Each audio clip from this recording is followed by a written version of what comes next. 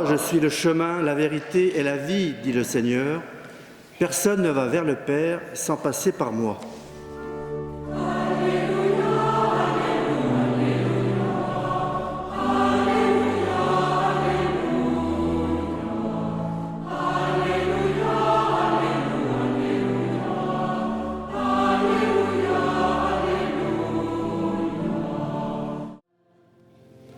Le Seigneur soit avec vous. Et avec votre esprit. Évangile de Jésus-Christ selon saint Luc.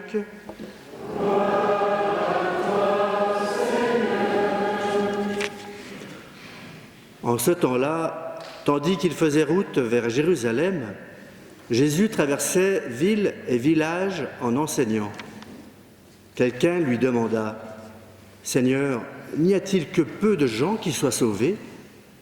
Jésus leur dit : « Efforcez-vous d'entrer par la porte étroite, car, je vous le déclare, beaucoup chercheront à entrer et n'y parviendront pas. Lorsque le maître de maison se sera levé pour fermer la porte, si vous, du dehors, vous vous mettez à frapper à la porte en disant : « Seigneur, ouvre-nous », il vous répondra : « Je ne sais pas d'où vous êtes. » Alors vous vous mettrez à dire : « Nous avons mangé et bu en ta présence, et tu as enseigné sur nos places. » Il vous répondra : « Je ne sais pas d'où vous êtes. Éloignez-vous de moi, vous tous qui commettez l'injustice. » Là, il y aura des pleurs et des grincements de dents quand vous verrez Abraham, Isaac et Jacob et tous les prophètes dans le royaume de Dieu, et que vous-même vous serez jetés dehors. Alors on viendra de l'Orient et de l'Occident, du Nord et du Midi, prendre place au festin dans le royaume de Dieu. Oui, il y a des derniers qui seront premiers et des premiers qui seront derniers. Acclamons la parole de Dieu.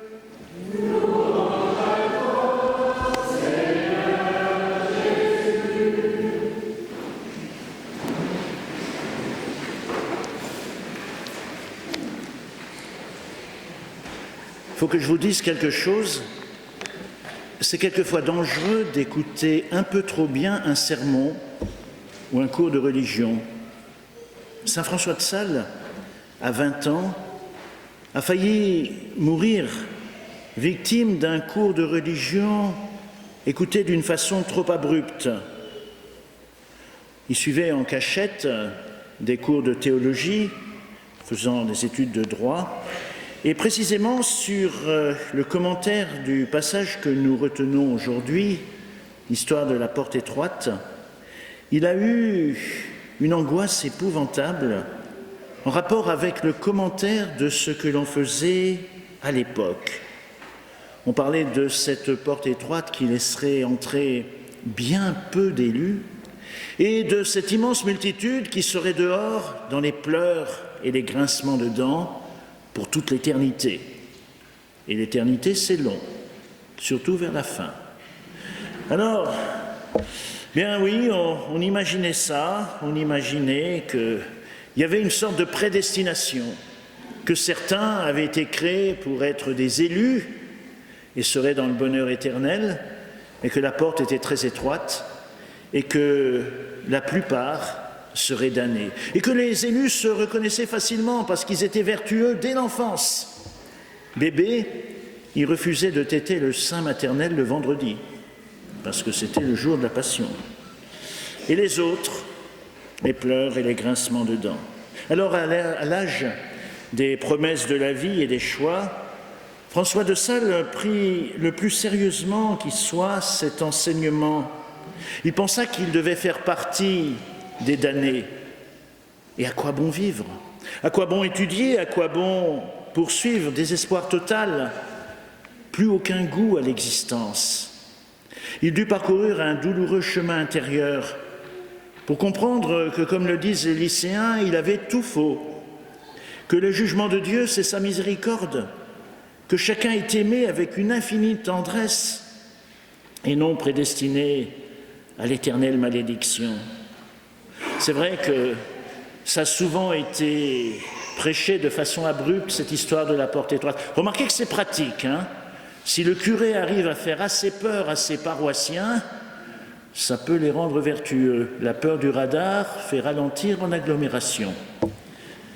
Mais franchement, et c'était l'intuition de François de Sales finalement, est-ce que Dieu aurait créé les femmes et les hommes pour les laisser piétiner devant une porte étroite dans la sinistre symphonie des pleurs et des grincements de dents? Imaginez que vous rencontriez un adolescent qui se promène avec une cage dans laquelle il y a des oiseaux, que vous lui disiez « Tu aimes les oiseaux ?» « Ah oui, j'aime beaucoup les oiseaux parce que ça me détend. Quand je rentre du lycée, j'ouvre la cage et je leur arrache les pattes et les ailes et ensuite je les donne à manger à mon chat et je filme tout ça, je le mets sur YouTube. » Vous vous diriez « Ce garçon m'inquiète un peu. » Eh bien, imaginez Dieu en train de créer des êtres vivants pour pouvoir avoir la satisfaction de les punir pour l'éternité en les faisant piétiner devant la porte étroite. Non. Cette image de Dieu est inacceptable. Alors qu'est-ce qu'on fait de cette image de la porte étroite? Et si Dieu nous parlait simplement de notre liberté? Et s'il nous rappelait que nous sommes, comme le disait Jean-Paul Sartre, qui n'est pas un père de l'Église, nous sommes condamnés à être libres. Cette liberté nous fait passer par des portes étroites, celles de nos engagements, qui ne sont pas forcément ceux des grandes avenues de la facilité. Oui, il existe des portes très larges, comme celles de nos immenses centres commerciaux. On pourra y trouver la recherche du bon produit, de l'immédiateté. Et puis, il y a la porte plus étroite d'un choix personnel, à l'écart des foules. Pas toujours dans le sens de tout le monde. Être chrétien, suivre Jésus le Christ aujourd'hui, ne relève pas d'un choix majoritaire. Autrefois, peut-être, était-on catholique, savoyard et aimant la tartiflette. Mais non, c'est une démarche, un chemin de liberté, de bonheur, qui fait parier sur la qualité des relations humaines, sur les liens d'amour et de tendresse. Mais manifestement, Dieu se refuse à nous plonger dans un état d'assistance. Il ne veut pas nous obliger à choisir. En éducation, on le sait bien, il est possible de se faire craindre. Un vieux professeur, lorsque je commençais ma carrière d'enseignant, me disait « Le seul véhicule pour bien diriger la classe, c'est l'autorité. » Oui, c'est vrai, on peut surveiller, on peut gronder, on peut menacer, mais le jour où le chat est parti en vacances, les souris dansent. Et c'est bien d'une colonne vertébrale personnelle dont les jeunes ont besoin, les adultes aussi, non pas de grands murs armés de caméras censés les protéger de tous les dangers. Tant que l'œil du maître observe et qu'on en a peur, on a intérêt à se tenir bien. Mais ensuite, j'ai un souvenir personnel d'un frère très âgé en mission au Gabon, un spiritain, frère du Saint-Esprit, qui avait été un grand mutilé de guerre et qui avait un œil de verre. Alors il dirigeait une petite menuiserie, comme souvent dans les missions, pour avoir un petit peu de profit, et il avait des ouvriers qui, la chaleur aidant, aimaient bien faire la sieste un peu trop longtemps à son goût. Alors il avait trouvé l'astuce pour ces ouvriers africains. Devant eux, il enlevait son œil de verre. Ça impressionnait tout le monde, hein.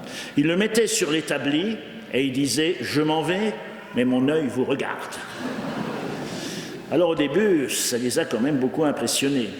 Mais après, il y en a un qui a trouvé l'astuce. Il est arrivé par derrière, il a mis le chapeau sur l'œil. Et puis, ils ont été faire la sieste. Alors, Dieu n'ouvrira pas un grand œil dans le ciel, comme l'avait imaginé Victor Hugo quand il parlait de Caïn. Vous vous rappelez peut-être ce poème extraordinaire.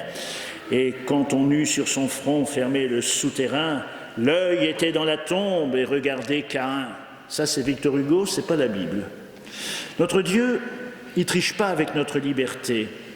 La porte étroite est celle par laquelle il nous invite à entrer. Elle est dimensionnée à la taille de nos choix, aux choix que nous sommes capables de poser. Et si elle paraît peu large, c'est sans doute parce que la liberté est quelque chose de difficile. Mais cette porte est grande ouverte. Dieu nous attend. Nous redisons sans jamais se lasser, « Je crois en toi, entre. Un amour immense t'attend. Entre. » Alors il nous faut passer d'une religion des codes du permis et du défendu, de la divine surveillance, à une religion de l'amour. Ce n'est pas forcément très facile. Quelquefois on se dit c'est plus facile d'obéir à un règlement qu'à aimer un père. C'est plus difficile de suivre un Dieu d'amour que d'obéir en tremblant devant un Dieu dont on a peur. Les feux rouges, c'est simple. Feu rouge, je m'arrête. Feu vert, je passe. Feu orange, je regarde s'il n'y a pas de policier, j'accélère. Mais évidemment, tout code peut trouver sa transgression. Comme le disent nos voisins italiens, à Milan, les feux tricolores sont impératifs, à Rome, ils sont facultatifs et à Naples, ils sont décoratifs. Alors, avec un code pris abruptement, les situations peuvent finir par devenir complètement absurdes. Quelques grands scouts étaient partis dans un pays d'Amérique du Sud, un voyage découverte, comme ils le font parfois, et ils avaient dû prendre un taxi à l'aéroport. Et à leur grand étonnement, le taxi grille un premier feu rouge. Ça les rend un peu nerveux, mais le chauffeur se retourne vers eux. Comme l'un d'entre eux parlait espagnol, il comprend qu'il dit « Bon, t'inquiète pas, on le fait tout le temps. » Deuxième feu rouge, troisième feu rouge. Ils deviennent un peu nerveux, nos passagers français. « Vous allez nous tuer ?»« Mais non, nous le faisons tout le temps, vous inquiétez pas, détendez-vous. » Puis feu vert. Et là, le taxi ralentit, s'arrête presque. Alors il s'en étonne un peu, mais pourquoi vous arrêtez quand c'est vert ? Parce que tout le monde grille les feux rouges. Alors évidemment, ça finit par devenir un peu absurde. Mais face au Dieu d'amour, face au Dieu de l'Évangile, vous n'avancerez plus sur l'interdit et le permis seulement, sur les arrangements et les aménagements. Ça devient une histoire de cœur. Il y a une porte, elle est pour nous, à notre taille, et cette porte nous invite. C'est Jésus.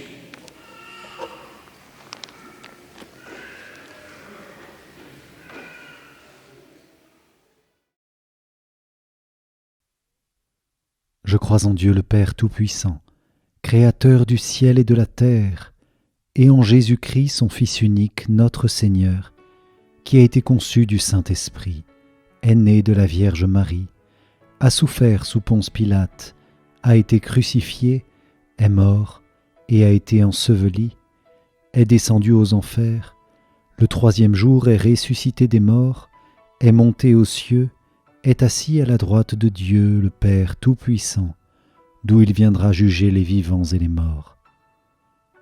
Je crois en l'Esprit Saint, à la Sainte Église catholique, à la communion des saints, à la rémission des péchés, à la résurrection de la chair, à la vie éternelle. Amen.